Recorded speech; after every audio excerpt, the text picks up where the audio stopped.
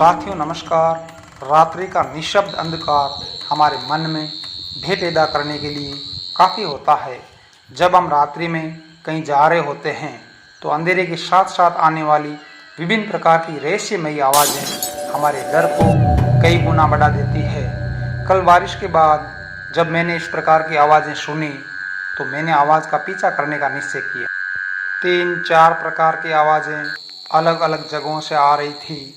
एक आवाज़ जो दूर से आने वाली मेंढकों की आवाज़ के समान कुछ भारी थी, जो ज़्यादा डरावनी थी, जिसे अभी आप सुन रहे हैं।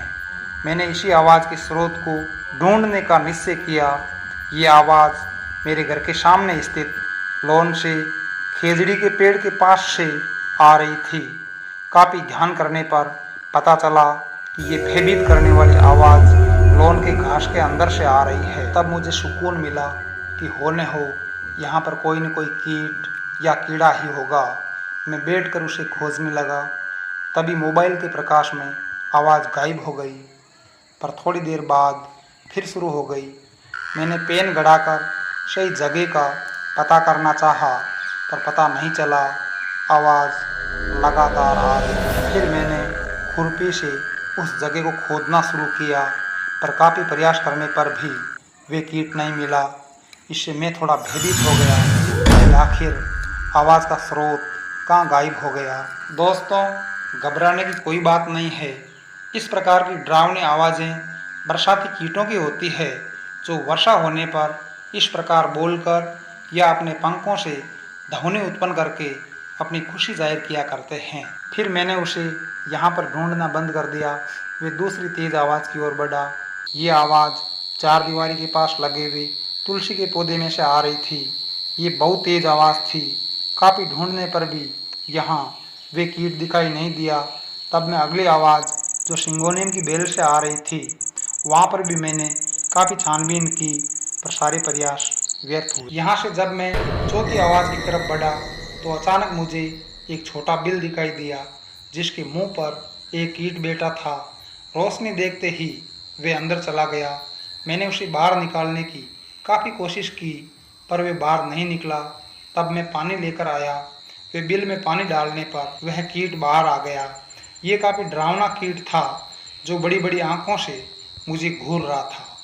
रे कर रात में जो चक चक चक चक चक आवाज़ें आती है, वे इसी कीट की है। यहाँ से मैं पांचवी आवाज़ की तरफ बढ़ा, जो सदाबहार के पौधे से आ रही थी। यहाँ आकर मेरी खुशी का कोई ठिकाना नहीं रहा, क्योंकि मुझे वह रहस्यमयी कीट मिल गया था जो तेज़ आवाज़ करता है।